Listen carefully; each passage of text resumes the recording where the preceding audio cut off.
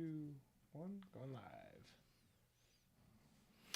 Hello, everybody out there in the universe. This is Through a Therapist's Eyes. If you happen to find us for the first time on this platform, we do a month in review at the end of the month, which is what we're doing today, November month in review. We have the guy behind the curtains, Mr. Neil Robinson, hanging out with us. Hello. And we have Mr. Adam Cloninger back for another month. Did you have a good holiday, man? Awesome, man. Awesome. Yeah. We got to hook up during the holidays. We did. I enjoyed that. It was fun. It was one of the best Caesar salads I think I've ever had. Have you ever had a Caesar salad, Neil, with shrimp? I hate shrimp, so no. Oh. Chicken? Yeah. Okay. Chicken Caesar's really, really good. Shrimp was way better. It was like, oh my gosh. So that was fun. We do this usually on Thursday nights at about 6:15 or thereabouts. So it's a good way to kind of connect with us, hook up with us on the chats. We interact with you and answer questions and talk, so it's kind of cool. This is the before the version that you get on the Spotify, so it's a little behind the scenes, I guess you'd say. Yeah, it's right in the middle of holiday season. I don't even have any Christmas decorations up at home. I saw a movie over the weekend that was dealing with that. Yeah. Holiday with the Cranks or something like Christmas with the Cranks or Cronks or Crooks or whatever. Tim guy. Allen movie. I might be that guy. Yeah, my youngest is like anti-Christmas before Thanksgiving, so it's Actually- better that way. Actually, I have a reason for it this year, though. I don't know how much I'll talk about it on the live show, but we got a big event with my son going to the Navy. Mm-hmm. So he's shipping out. Like, we're literally taking him to the hotel Sunday, and Monday morning, like, boom, he's going to the Navy. So we're tripping out. And I was talking to her about it. I'm like, I don't know that we need to set up a bunch of Christmas decorations and everything, prior to him leaving. He's like going to be boot camp when he's in, Christmas. So You need to watch that movie that I just mentioned because it's kind of the Cranks, what, Christmas with the Cranks. or Crudes or what? Something. I'm going to look now. All right, now he's going to Google it. Yeah, I'm to find out what it's called. Why? Is it somebody going to the military? No, he's without telling you the details. There's a you can look it up. There's a reason why he doesn't want to do Christmas this particular year. So he's dead set. Okay, we're not doing Christmas out this year. Christmas is done. We're skipping it this year. He's got reasons for it, and well, the town doesn't like him doing that. So everything he does, they're fighting him tooth and nail. So they hedge against him. Yeah, I mean, like, why aren't you decorating? And I think I have seen that. I know what you're talking about. Yeah. I don't know the name of it, but why aren't you buying the where's the holiday lights? Calendar? And, Why aren't you buying a tree? For and they this do year? a big thing with the lanterns, right? The Christmas. What do you call them? They do them in Florida. My in-laws. The bags with the lights in them. You ever seen those? Yeah, They're actually pretty cool. I don't think that's in that movie though. I don't think. I don't know. There's a Frosty the Snowman involved in it on top of the roof. Well, then this is. Or Jack? No, maybe it's Jack Frost. Or I don't remember. I think we've bored the nation with this now. Yeah, probably. Okay, So. we ready? All right, ready to go. Yep. All right, ready? 3, 2, 1. Hello, this is Through a Therapist's Eyes, episode 253. We have the November month in review. At the end of the month, we do a review of the shows that we covered in November. So we have 3 shows this week that we're going to be hitting into. The shows were what? Let me see. Episode 250, Use Friendships with Parenting Strategies. Thought that was a fun conversation with John and Victoria. And then, interestingly, John created a show that we went with, where it was Emotional Free Will versus Determinism, episode 251. Adam, I'm going to be interested to hear what you think about that one. I think you're going to be able to pop off on that one. So lastly was Why Talk About Emotions or Past Events in Therapy, or otherwise episode 252. So we review these shows, things that we talked about and things that we didn't get to talk about a lot or enough. And so we invite you to kind of get on the YouTube Live and interact with us. If you're able to do that. So this is where you get insights usually directly from a panel of therapists in your time in car or home. Though it's not the delivery of therapy services in any way, we are sitting here on November the 30th, 2023, getting ready to hit the big month of December. This is where you subscribe on YouTube. You want to do this part, Neil? You're good at this part. You say I suck at this part. What do they got to do to support the show? Click, respond, advise, review. How do they do that? So depending what platform you listen on, if you're on YouTube, go ahead and subscribe. Give us likes on our shows and, click the bell so it notifies you. If you're listening to on iTunes or Apple podcast, whatever that is, you want to review 5-star Spotify, go ahead and follow. The idea is just interact with us. We're on all the social media platforms pretty much. So if you find us, let us know, comment, interact with us. I got you saying iTunes. I know. Listen, it's a big ask we have of you. If you're watching the show, you like our content, that is an important way to support us and help us get found. Contact at throughwiththerapist's.com is an email that you can use after the show. We'll respond to those. This is the human emotional experience, which we do endeavor to figure out together. So we have the sponsor as well, First Horizon Bank. We are happy to have them aboard. They have sponsored the show for an unspecified period of time. We've enjoyed talking about their neighborhood banking style, their interest in financial literacy. They have all the bank products that you would expect, I would suppose. I don't think they're lacking anything. Is that a fair statement? We have one in our town, too, don't we? We have several. We have They're absolutely actually several. all over the place. Now that I've talked about like they're one in Hickory. Oh, like, yes. oh, there's another one. Oh, look, there's another I see them one. all over the place, too. I just saw one the other day. I was like, hey, That's them. sponsor. That's those guys. Yep. Yeah, they have a great banking system, guys, and a real neighborly feel when you walk into their branches. So check out First Horizon Bank for all your banking needs. So let's get into a quick current event. Not really a current event, but here we sit in the middle. We're November the 30th. Getting ready to get into December. Around the world, we celebrate Christmas and various holidays. I guess Hanukkah. It's a holiday season. And it's only in the States we do Thanksgiving, I guess. Is that anywhere else in the world? Never really even thought about that. An international podcast. We don't do Thanksgiving around the world, do we? Yeah, probably not. Isn't that interesting? It's egocentric of me to think that we did everywhere, but we don't. Well, given Thanksgiving's kind of around Columbus and discovering our country, Right. kind of. Quote, unquote, discovering. Right. The other countries might be like, good, we got rid of them, but But yeah, but no, I work with some people in Europe, and they're like, "Yeah, we're working. There's no holiday." Yeah, here." there's no It's like, holiday. yeah. Absolutely. Yeah, why would you answer your phone, Neil? I need you for computer tech stuff. So, but in the middle of the holidays, the thing is, like, it's a really stressful time of year. So listen out there. I want you to understand, you're not alone when you're dealing with the holiday stress. My therapy office just runs rampant with all kinds of turmoil that people get into. We think of happy holidays and fun, joyful seasons and all of the hallmark realities, and you might not be feeling that way. And we do try to normalize that at this time of year because there's a lot of people that are really hurting. Family distress, estrangements, deaths, loss. We've got war zones around the world. I mean, it is intended, and we hope for happy holidays. And there are things that we can do to make our holidays more joyful. But you are not alone, ma'am or sir. You're really not alone in the struggles that we do feel. Increased stress happens, and it mixes with turmoil that we have internally. And so we see this in therapy all the time. So please do your best to take care of yourself and take care of your loved ones. Be with family is important, but realize there's a lot of people struggling out there, and if you're one of those, you are definitely not alone in that. So find people, reach out, and goodness, don't be alone, okay? So on the month in reviews, we do jump into a rabbit hole. I like the rabbit holes. They're kind of fun. They really are.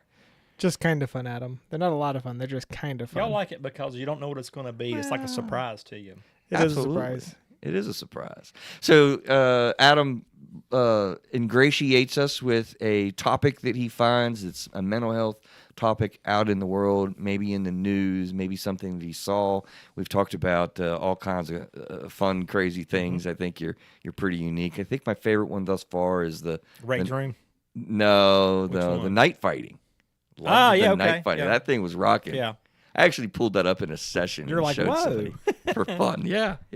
They literally fight with knives and swords and stuff over there in Europe. You guys, it's crazy. There's a Check league out. for that. There is a league. Yep. So where are we going today, sir? All right, so and this kind of ties in directly with kind of the comments you were making a minute ago about during the holidays. Oh, did I steal your thunder? No, not really, because I wasn't going to go directly to the holidays, but there was a couple topics that I've been looking at, but I'm put them on back burner. There's one about ants. I'm gonna pull that on you in probably a month or so. There's another one about a cave. I'll talk about that. Ants like the animals, or ants like the Ants like the animal, Okay. and then they're a cave. Some archaeological findings. I'm gonna go on that later, but I want to find out more. But I want to understand it more before I can talk about it. But for today, Oh, so you're giving us a foreshadow. foreshadow. So, but for today, and y'all may have talked about this before. Have you seen that the life expectancy has dropped over the last few years? no. Well, where? Worldwide, but specifically in the U.S., there's some statistics that's actually really concerning. So, Holy cow. so worldwide, well, no, I'm sorry, in the U.S., in 2019, the life expectancy was 78.8. Okay. In 2020, it was 77, and in 22, it was 76.1. For real? Yeah, so a lot of that they're saying is because of COVID. Yeah, the But- statistics going to factor into that. When you start really looking into it, talking to experts, there's some other things that need to be also brought up too. For example, the gap between men and women has increased, Increased. especially in the U.S. But now the gap between men and women is around 6 years, Wow. which is the highest gap it's been since 1996. So I assume that's pointing that men are growing in the gap, meaning we die younger than women. Yes. Still. Yeah. Yes. So, of course, one of the big things they said was COVID. That's a big. But they also pointed out opioid epidemic, mental health, and chronic metabolic disease. Metabolic disease. There you go. That's what I was trying to say. What he said, to borrow your phrase. All right. So, with mental health being in mind, I wanted to point out, that, and I found a website that actually could be useful to this. It's called mantherapy.org. Have y'all seen this? Man therapy. Mantherapy.org. So, if you go on the website, there's a link where you can go, and it's like an intro, but it's like a man website. So Okay. the guy's on Very it, manly. and the guy's got a voice like this. He's talking, and he almost does it like jokingly, but it's actually got some legit things on it.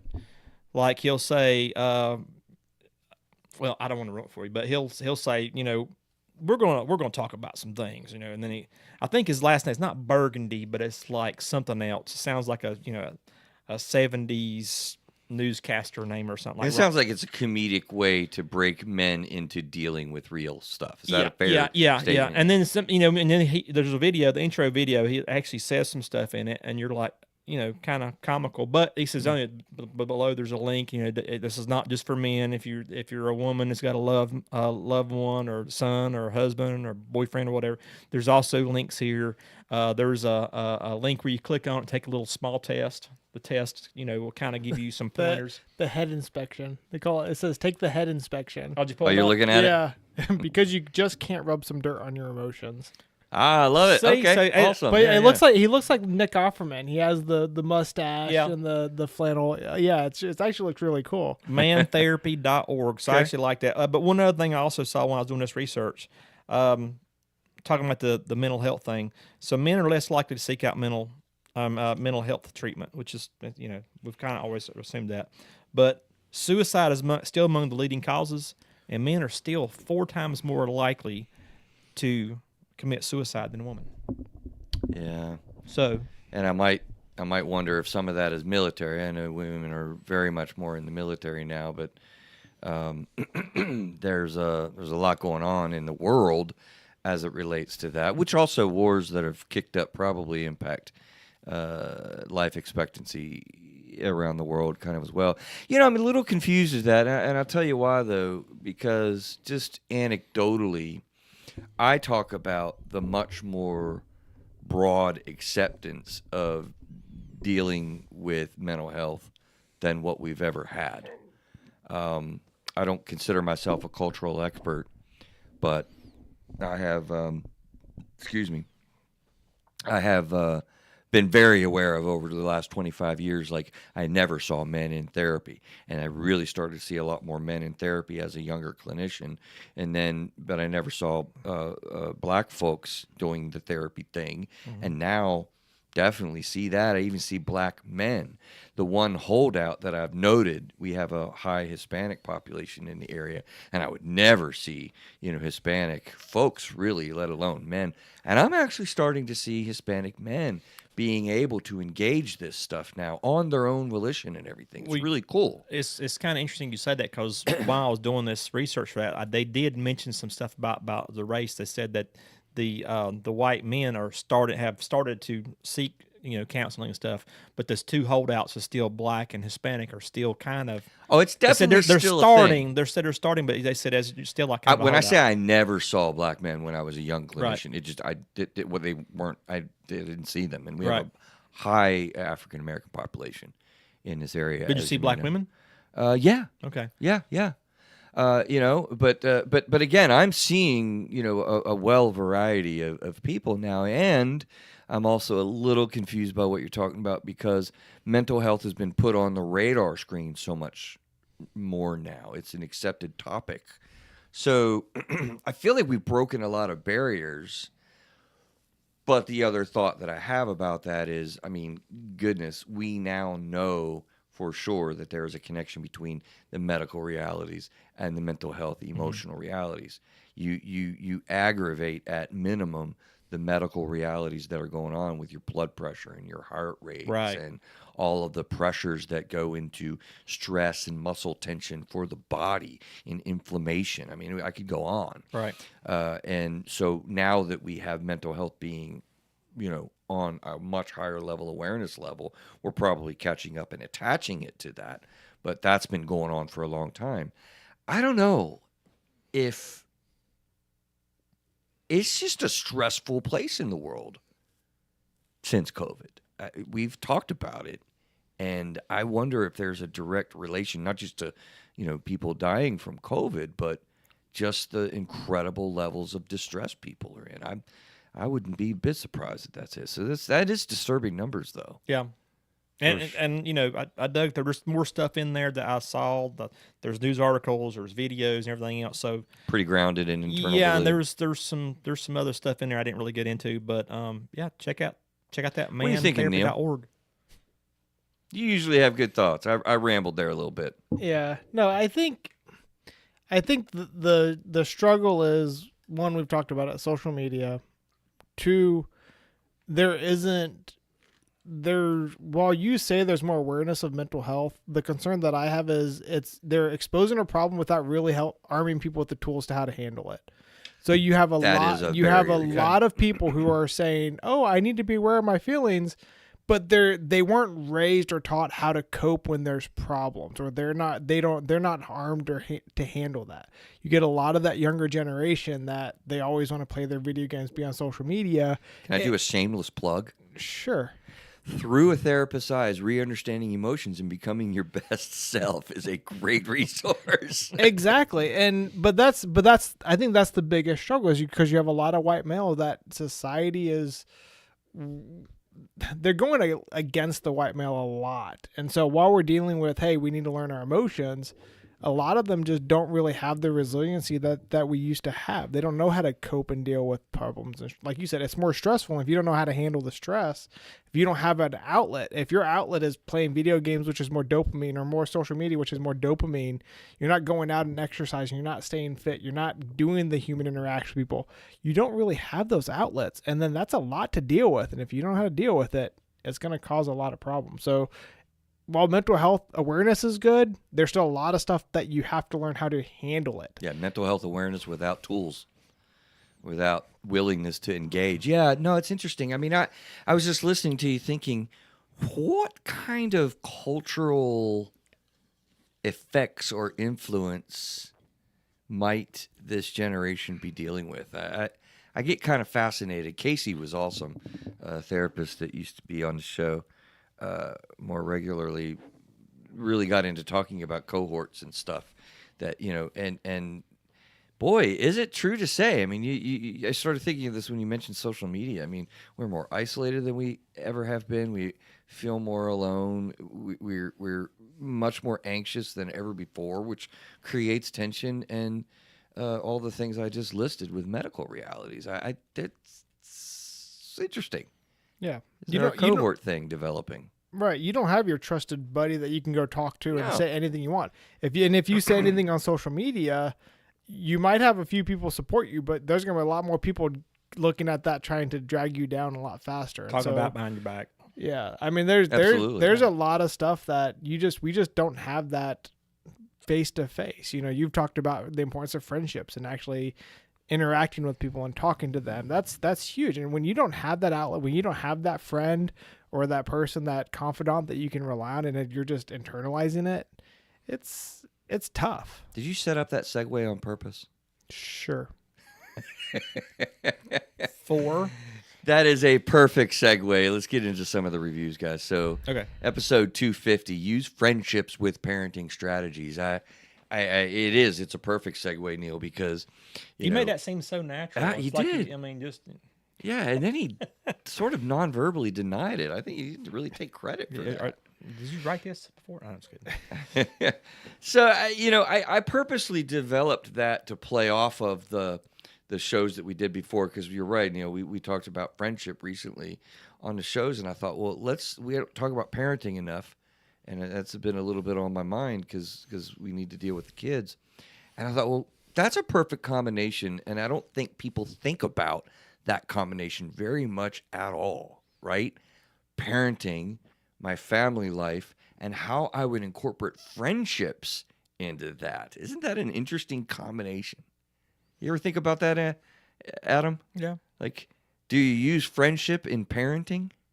Sure. Yeah, Or- you talk to a friend about, hey, man, kid's doing this. What do you think?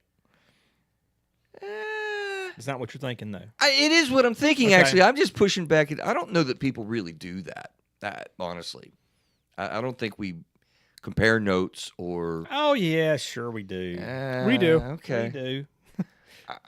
In a superficial way, on the side of a baseball team, sitting on the sidelines at practices, we find out that everyone else, and we're usually shocked that the other kids aren't picking up their towels either, or dealing with the candy wrappers, or take a 5-hour break in the middle of morning routines. We feel like we're alone with all of those things, and I don't know that we're talking about how to facilitate these different things in a depthy way.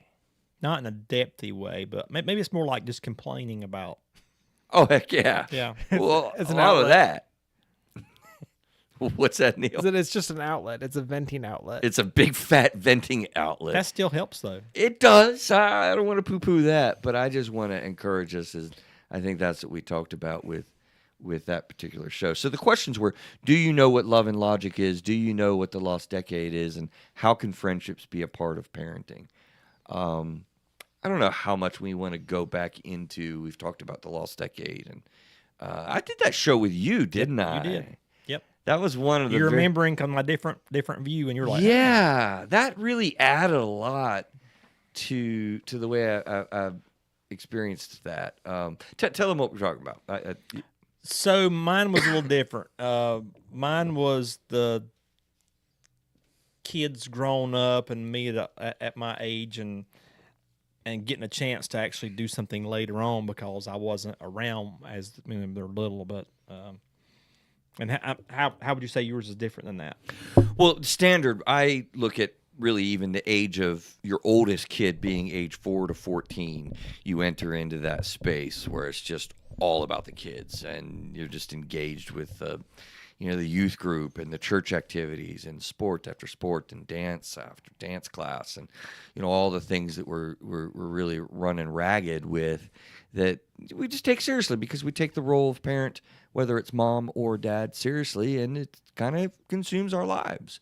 And as a matter of fact, one of the things that we see primarily in that lost decade, among several pitfalls, is the lack of friendship. You don't really have time to hang out with your buddies or your girlfriends. There's very limited weekend out with the girls, or things like that. I mean, you have like professional services for Mother's Day. What is it called? Like Mother's Day out or something like that, right? We just don't have that as a focus. But you had a different experience in the way that, is it fair to say, divorce and life progression and how things changed that up. And me working, and when my kids were little, didn't get to see them on a different shift and all that stuff. So it's kind of me trying to like reconnect with them later. So it's a little bit different. But it's still a universal experience, I think, with parents where at some point you get all consumed with that in your life. And it's interesting when we talk about it with Victoria, being a new parent, she's like, it's happening, literally beginning to happen, before our eyes. And she's more aware of it, but it's easy to have happen.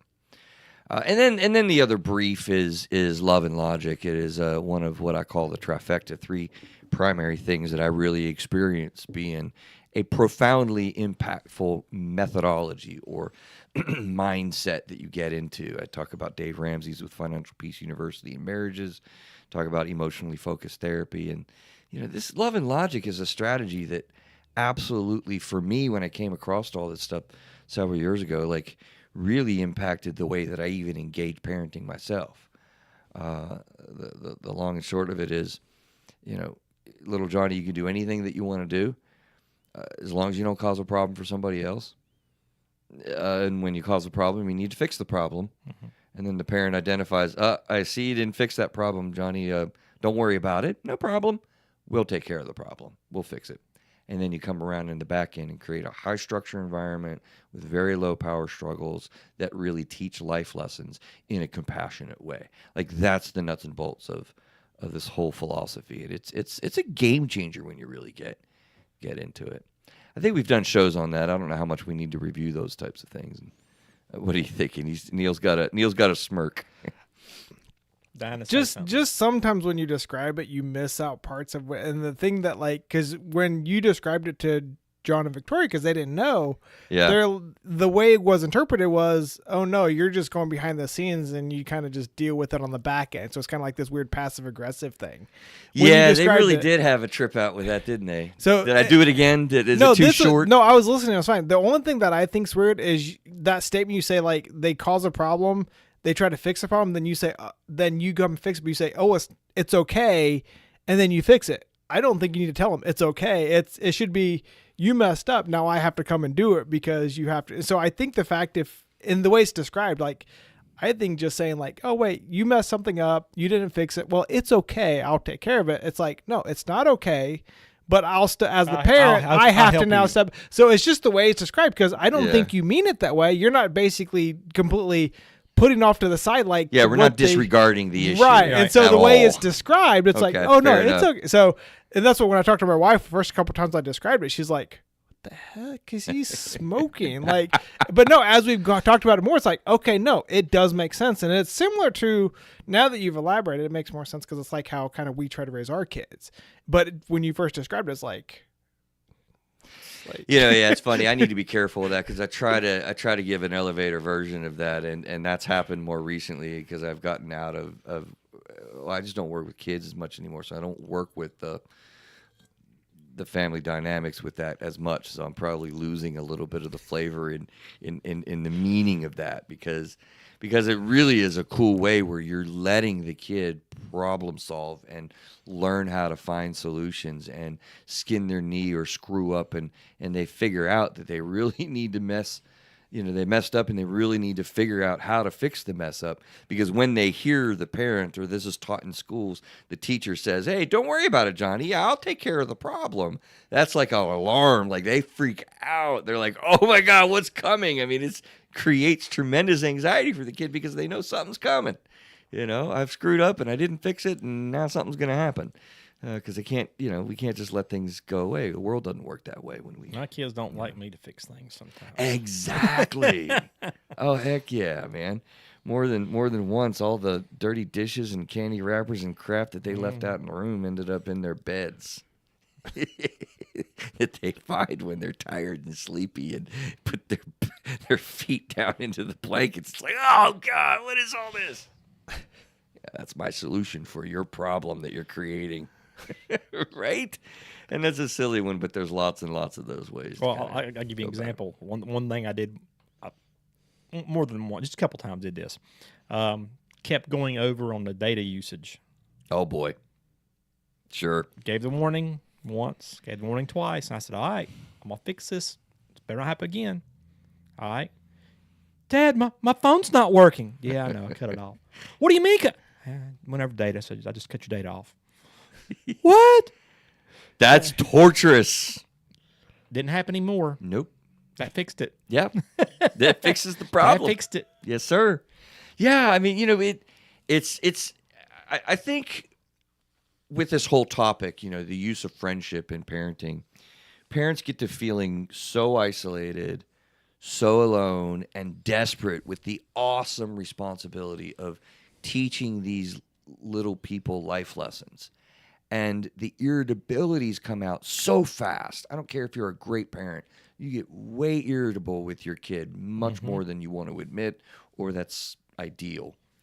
And I'll admit that. You get into power struggles. And I've said many times over, enemy number one to parenting is power struggles. So even the bitch sessions are great because we need to vent and we need other people to help us hear what's going on. And relate to what we're doing. And relate. You cannot be alone with this crap. Love her or hate her, Hillary Clinton, I think, coined the term, it takes a village. And we used to have a whole group. We used to have families intact and units together. And now a lot of times, you know what the most difficult thing in the world might be? Picking dinner. Oh, sorry. And that. Single parents. All you single parents out there, man, just know that is one of the most difficult things in family life to cope with. You're literally alone when the heat rises and the confusing responses. There's always in parenting the what do I do with this one? I'm not prepared for this. And you go to your husband or you go to your wife at least. Well, when you're a single parent, what is it? The buck stops here. Mm-hmm. That's tough and scary and overwhelming. It's a big deal. What is it with your politician quotes here? You've been do I have multiple quote? The buck stops here. Maybe it takes. What was that? What, FDR or one of the Roosevelts? Yeah, I don't think Hillary was the one that coined that term originally. Though. Oh, okay. Fair fact check. Okay. Of course, she used it. She used it. Okay. Now somebody's got to Google where did that term come from. It was before that, I'm sure. It was before that. So where do we go with that? How do we do that show? What do you remember, Neil, from hanging out with us behind the curtains? That was an odd show because I think Victoria thought it was different. But I would have to say, listening to you talk and stuff like that, I think one of the interesting things about parenting and then having friends involved with it is parenting is there's such high stakes in parenting that when you talk about when you talk to other parents, it's more about venting than it was about getting guidance or help. Because I find with most parents, they don't want to get advice. It's embarrassing from anyone. But the thing is, going back to this thing is, if you really build friends, and if you come to me with a question about your kid or something, and I'm gonna give you my suggestion because of my experience with my household, it should be taken as okay, he's just trying to help, he's not trying to do it.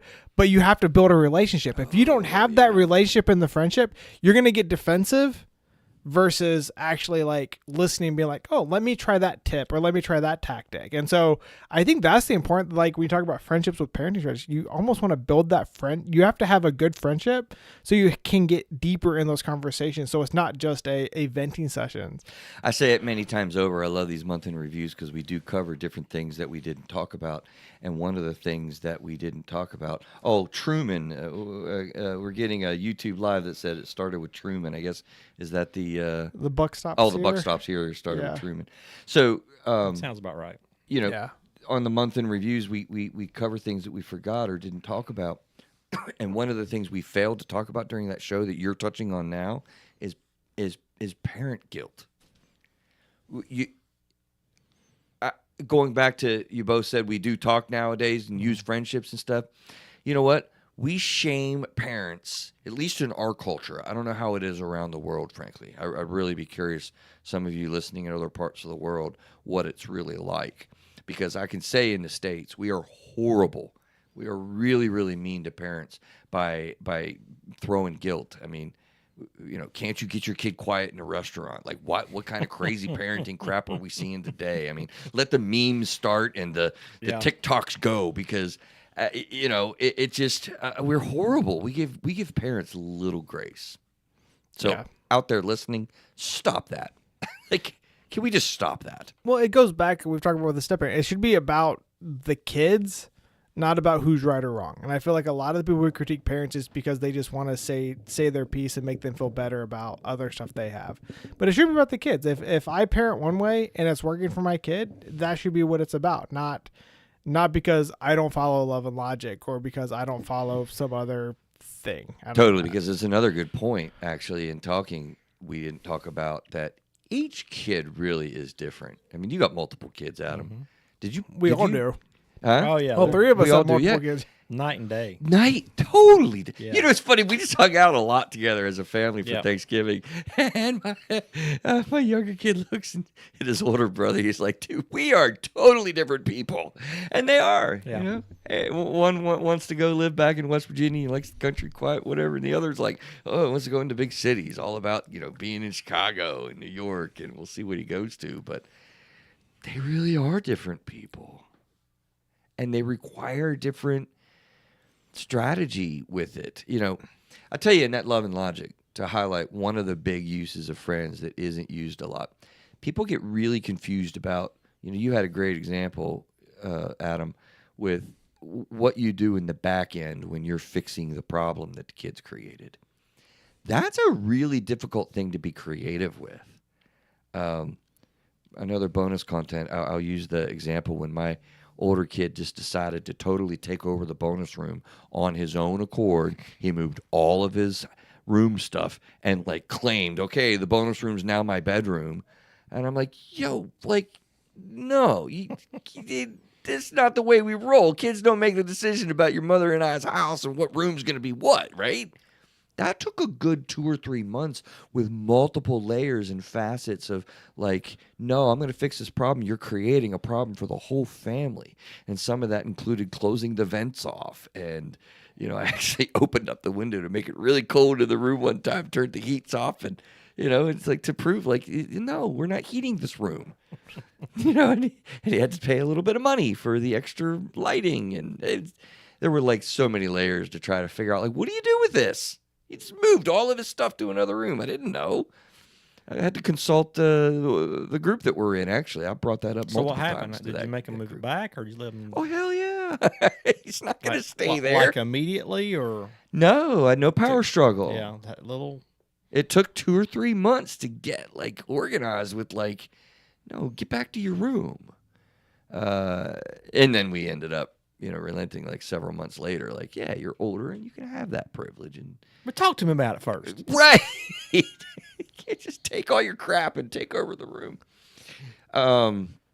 Neil, where did we land? Where did we land with the different things that friendships really do, you know, provide to us when we're engaging in such a challenge that parenting can be? Honestly, they're super important. I think you have to. We got a list. Help you out. As a recall. They give emotional support. Oh my they God. normalize. No, those are correct. Yeah, emotional support, having that extra person to talk to, whether you're a single parent or even if you're married. Sometimes you need someone else outside of your spouse to talk to them, or vice versa. You know, social interaction's great. You know, you get to that point where you're just tired of dealing with the same people. You want that social interaction outside of that. No, these are actually great things. The shared child care. We had a few friends that, you know. Shared child care? Yeah, shared child care. Yeah, my neighbor and I do this. I watch his cat and he watch our dogs. It's awesome. It works well. Yeah, we had family, like our kids would go over to their Okay. house for a little bit and we get, you know, a night out so we don't have to pay for a babysitter, and then they'd have their kids come over to our house. It's like it Okay, yeah. works great because you get that break. You don't have the extra 100%. financial concern of paying a babysitter, you know, and stuff like that. So it's, yeah, I mean, there's I mean, there's a lot of stuff that comes out of this. Yeah. You get groups together with people. You do what you can't do alone. You get collaborative learning if you're really having conversations. Again, when you're confused, I'll give you a direct challenge listening if you have kids. If you're confused about what to do on a situation when a kid brings inevitably one of these situations where you won't know what to do, ask 3 different people outside of your family, if you can have all 3 in addition to one inside your family, but to get their guidance or thoughts at least about what they might think. I think that's a good challenge and kind of practice to engage in. I think the feedback is very beneficial. Okay, let's move on to episode 251. This is where, Adam, I thought you might have some interesting This thoughts. has about the determinism. Yeah. I figured that was going to be the one. Yeah, determinism versus emotional free will. That, John, I don't even know how to review this show, man. John laid out some really cool things that this guy named Spolsky came up with.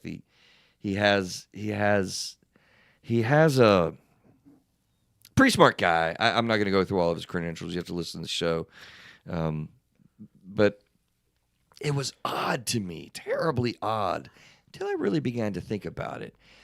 This gentleman is maintaining that we don't really have free will, Adam, that we just have things determined for us.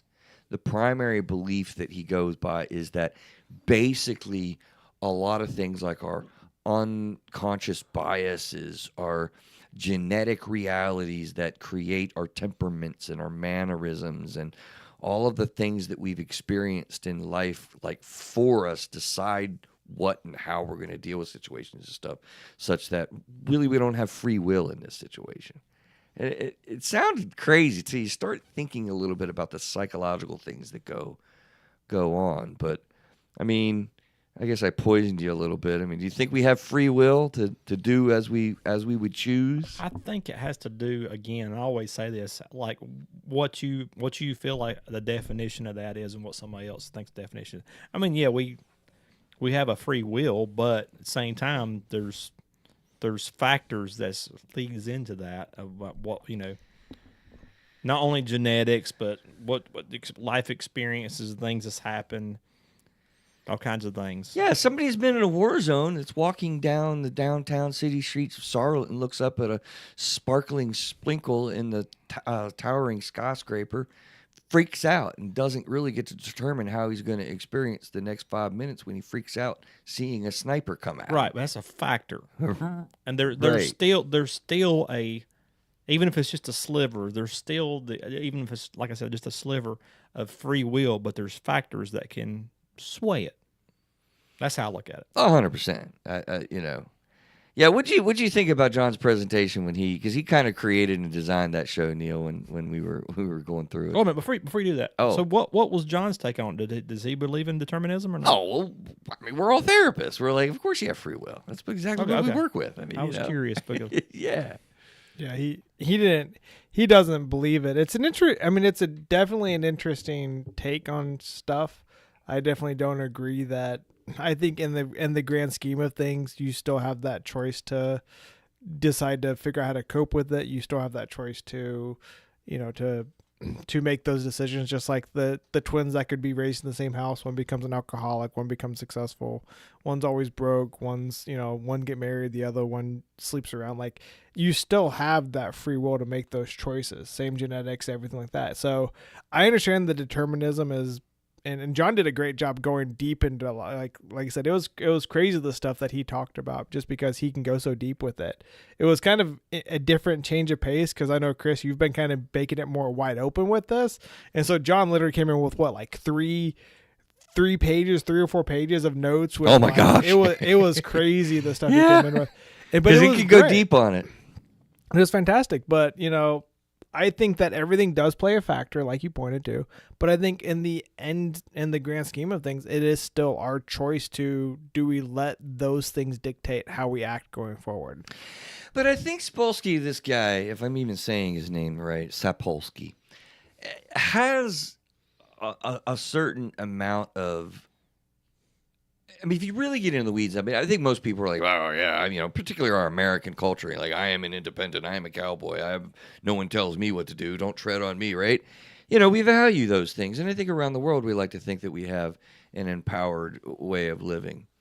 But there are a lot of things that if you're not even aware of that really are influencing you. I just had a conversation in therapy today about this. I mean, which went right along with our show. Oh, we're going to go there, 252. Why talk about emotions or past events in therapy?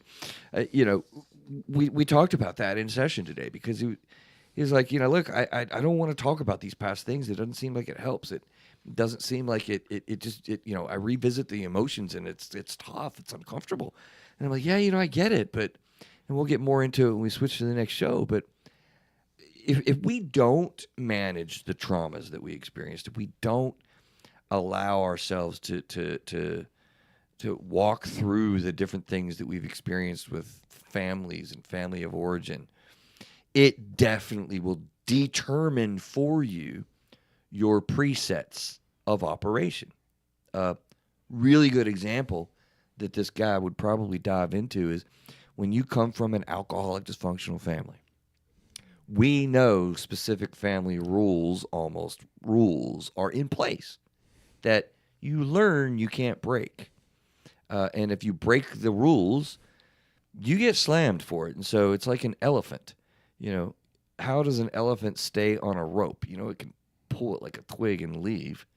But when it was a kid, it learned because chains were on its leg and it couldn't break free no matter what it did. And elephants have strong, strong memories. Well, so do humans.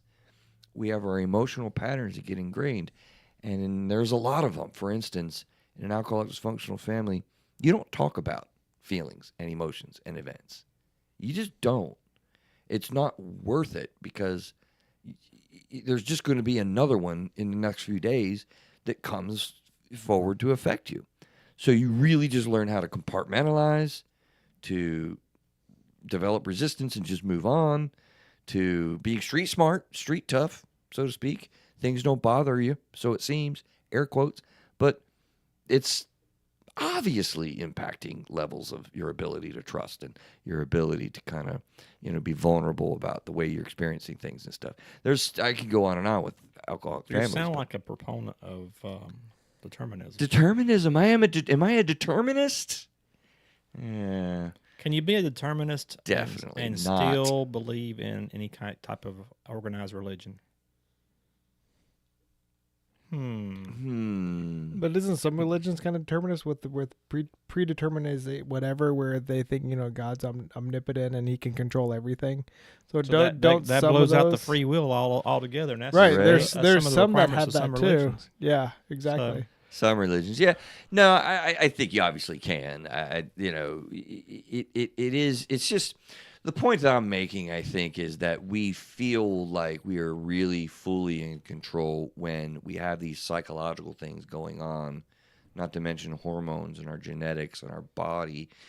People feel anger very different. And I think there's a lot of biology that goes into like how much your anger releases cortisol and cortisone into your body with adrenaline, and you just feel it more. There are things that are determined for us, but obviously my entire career is working on like helping to manage that and develop true empowerment and ingratiate the ideas that you're in control of your behavior and even the things that you think. But it's just such a back and forth. Even as I say that, OCD, right? You have compulsions to do something and obsessions that get stuck. It's almost determined for you what you're going to think. But then you can make the choice to fight it and figure out how to deal with it. Yeah, but if you don't have OCD, you have no idea how powerful it is that the number 7 is in my head and I see it everywhere and I have to count. You still have to make those choices to want to change. 100%. So yeah, I think the big key is if you don't make the choice, all those factors are going to set you, like you said just a second, it's going to set you down a determined path. If you don't make the choice to change it or find a reason to change it, if they're negative. It even gets back to our current event. I mean, I agree with everything you just said, of course. We get back to our current event, like, are people really ingratiating themselves into a process to do that? And the answer maybe is we're losing that. Mm-hmm. That's depressing. We're really losing that. Holy cow. Yeah, maybe so. Before we run out of time, I want to give good credence to episode 252. I'd already mentioned it. Why talk about emotions or past events in therapy or otherwise? The questions we came at with this one is, does this do unnecessary harm to us to actually focus on the hurts and life's events? I have people say that to me in therapy. Is there a risk of getting stuck in the distress? If I think about it, if I experience it, I'm going to feel it, and I'll get stuck, right? Can we not enjoy being comfortably numb? Like, is that not a reasonable way to operate? What do you guys as two non-therapists think about this idea of how would you answer the question? I mean, obviously you're going to know I'm going to say, yeah, we want to do that. How do you guys experience the idea of, like, why would we want to do this crap? Why do we want to talk about it? Well, I like there's a comedian that mentioned about what do you call it, transgression or whatever. Mm-hmm. Not transgression. What do you call it when you like going back and trying to pull up memories? Not transgression. What's the word I'm looking for?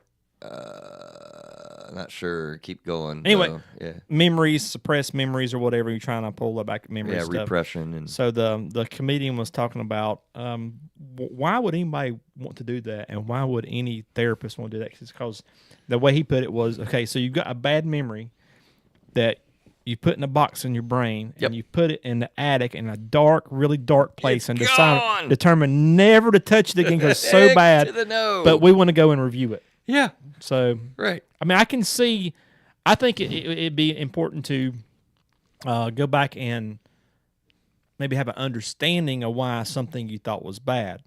But at the same time, after you understand it, or if you've got whatever good you can of that thought, it's okay to go put that thing back away. Go put it back in the dark spot and don't have to go review it again. You don't want to dwell on something. But Yeah. I do think it's good to go back and review and get a good understanding of something that may have bothered you. Why, Adam? Why would we really want to stay there and do that? Review it and understand it. Okay, got it. Check box. If somebody, To make yourself better and have a better understanding, and it's like learning. You learn one thing, you'll be better prepared to do something else or understand something else. you have any idea how resistant people are to this in the initial stages of therapy process? Honestly, they just want tools to deal with how I feel now. And we go to like talking about some of these Yeah, things. I can see that if they have no. something that was a bad memory or a bad experience. Yeah, why? I mean, that's painful. Why?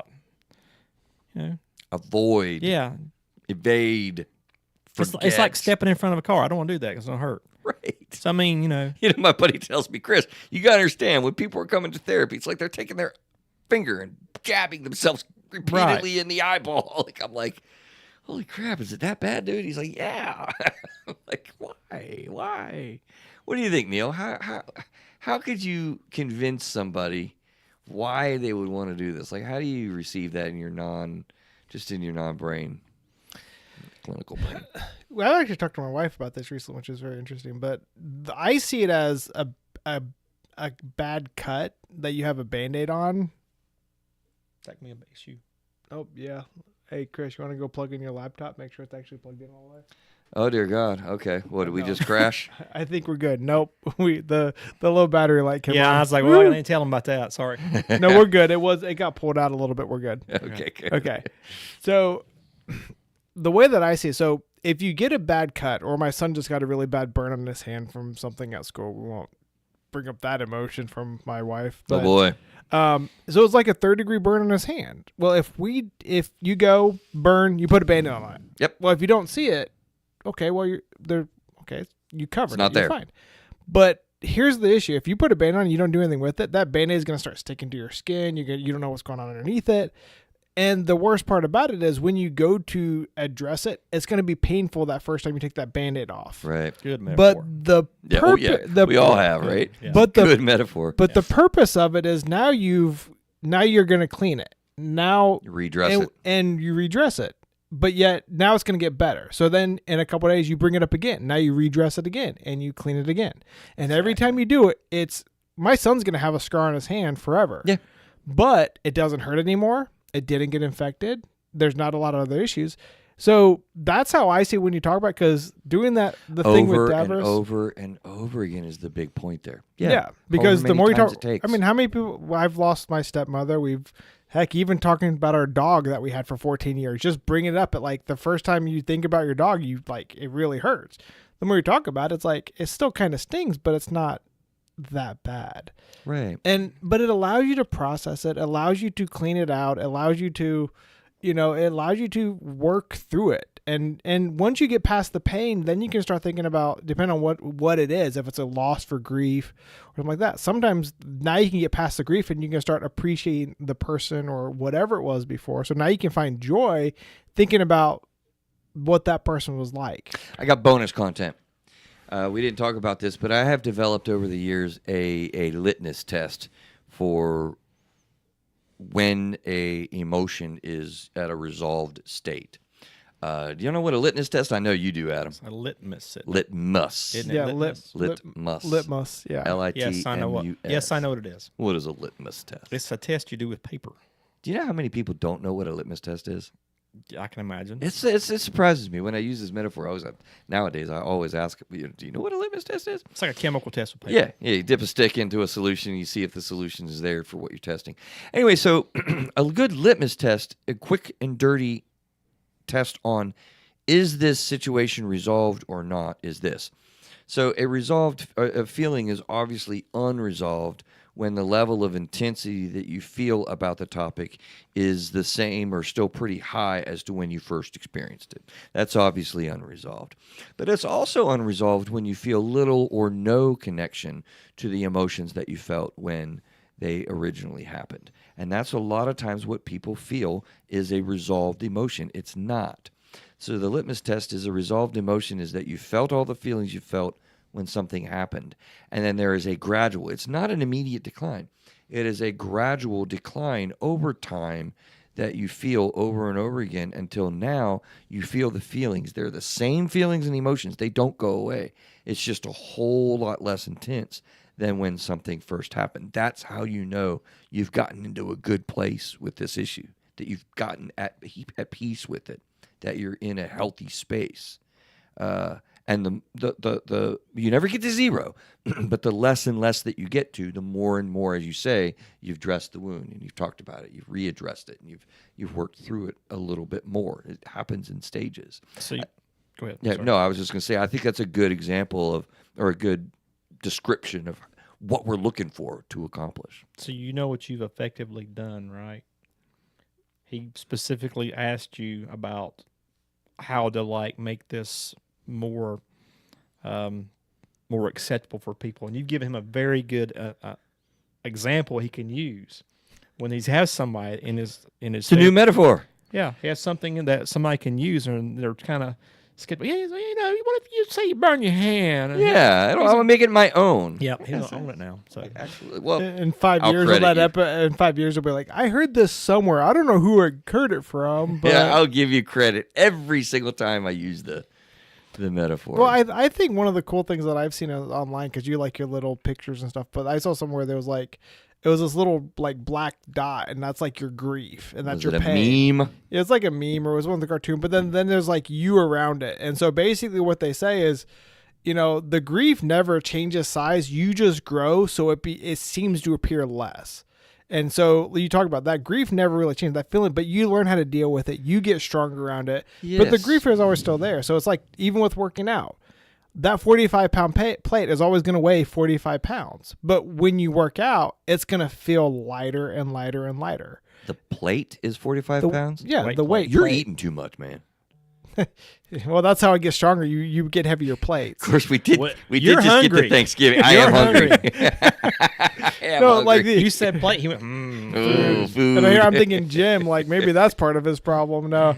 But no, that's the idea. Is as you get stronger, those weights you're lifting now feel lighter, but they're the same. It's the same thing. It really is, and people get to a place of discouragement and feeling helpless with this stuff. I mean, that was the conversation I just had in therapy, in my office today. It's again, why would I do that? I can't change anything that happened. I hate that it happened. I hate the way I feel when I think about it, and I can't change it. So, I'm not going to talk about it. So you're saying today you needed the I burn, needed the burn. Yeah, hand where was my example. burn metaphor there, Neil? About 4 hours ago. No, and I tell you, look, there are very few things that I want to convince you about when I'm working with you in therapy or as I'm talking to you, through a therapist's eyes. This is one that I directly am honest that I would love to be able to convince people to experiment to do. To demonstrate to you that there is a need for you to do this. And that is talking about your emotions, talking about the experiences that you've had in life. Because if you don't, I will tell you that the experiences that you had will stay with you internally and come out whenever they decide they need to, because they will see something in your life currently today that gets triggered from what happened, and you'll get it uncomfortably rising to the surface, causing you to behave in ways that you'd rather not. And so I actually want to convince people of this. This is a big deal in my mind. And I feel so much resistance from people and It's so much painful. misunderstanding about it. Terribly painful. Nope. Uncomfortable and scary and just intimidating. You go to a first session in a therapy office, do you think anyone ever feels calm Oh no, about that? no. It's terrifying. It's really funny because I was just thinking about this because I'm going back to like the exercise and metaphor, because I feel like anytime anyone goes to make a stride for a change, whether it's emotionally, mentally, or physically, there's an anxiety. Like when you go to the first time you went back to the gym to go meet that guy you're working with, like there's anxiety. There was because anxiety, I'm sure. Yeah. Go like, what is he meeting gonna? Jacob? Yeah. Oh yeah, Jake. So, but it's funny because I mean, thinking about like physical therapists, you think about you had a surgery, you had an accident, and now you have to move that joint to Absolutely. break the scar tissue to make sure you get them, and it's physically painful, Humbling. but needed. but needed. Exactly. Necessary. And the emotions are super painful. I have a family member I know that they went through something a long time ago, and every time, even years later, it's like I can't talk about it. But there's still an emotion. Like if you dealt with this 6, 7, 8 years ago, you could have grown past it. But now it's still. Look, I 15 can't years ago. tell you how humbling it is to sit in a therapy chair and have people share a story that they are sharing with another human being maybe 30, 40, 55 years later for the very first time with another human being. That is so humbling. It is such an honor to do what we do, because people find it to be an artificial, safe environment to be able to do that. Like for the first time, it's amazing when people are able to do that. And I encourage you to do it, because otherwise it absolutely is going to create the things that we don't want, such as patterns of fear, trust issues with others in your life, trouble with attaching to important people, hurts and the effects on dealing with people even at work, and commitments that you are trying to make, or being disenchanted by betrayal, betrayal in marriage, and then trusting people again on the second marriage. I mean, you're working through all of these things. It's like, I could just go on and on and on, with the scars that we all bear. We just got to deal with them, for crying out loud, right? Right? Yep. And to me, you have to decide that you want to improve, and the pain is worth the end result. If you don't have that conviction, if you don't have that motivation, it's going to be very hard to keep you coming back and actually working on that next thing. So the results have to be more powerful than the pain you're going through. You know what just came into my head? What? It's a mantra that I'm trying to help my son. I never went to the military, so I have no idea, but I know it's going to be certainly uncomfortable for a little while. And I gave the suggestion to him to use this mantra, and it is a little bit of pain now for a whole lot of gain later. A little bit of pain now for a whole lot of gain later. And then I wonder if he'll use it, if he says that over and over again when he's going through the things that he's about ready to experience and the incredible life experience that boot camp must be. You know, and we can all use that when we're dealing with things like this, I would submit. Yeah, definitely. Right. So I don't know, you know, how much time do we have left to really get some convincing to you? You know, the reality of the process that this is not fun, but you know, if you don't do it, you just actually remain stuck in what you're doing because you haven't gotten unstuck from what happened to you, you know, in the past. And we tend to just think, no, I don't want to get stuck of things in the past, but that's actually just completely backwards. And I like the way that I did that. Let me say that again. If you don't manage the emotions, you don't manage the events, you will get stuck in the behaviors that creates today instead of the fear of getting stuck in the way that you felt before. So I don't know. I could go on. I don't have time to go on about validation and empathy and, you know, gaining an experience from somebody else to know that you're not alone and seeing alternative ways to experience what it is that you perceived and being able to kind of take power over the story that you've lived. I mean, you know, these things are possible and we see it in therapy all the time. So though it be a struggle, I hope I've been a little bit, or we've been a little bit convincing, because I think, you know, you guys both did agree, right? We do want to talk about emotions and experiences. Mm-hmm. As a want to avoid them and as a repress them. The engulfment person, I think you should repress. Oh no! He just had to do it. No, I He think had it's to definitely do worth it. getting them out. Right. All right, I think that is wrapping up November. We are moving into December tomorrow as you guys listen to this. Unless you're on the live, then, you know, we'll be in December. So happy holidays. Hope you guys are doing well out there. Take care, and we will see you soon next time around.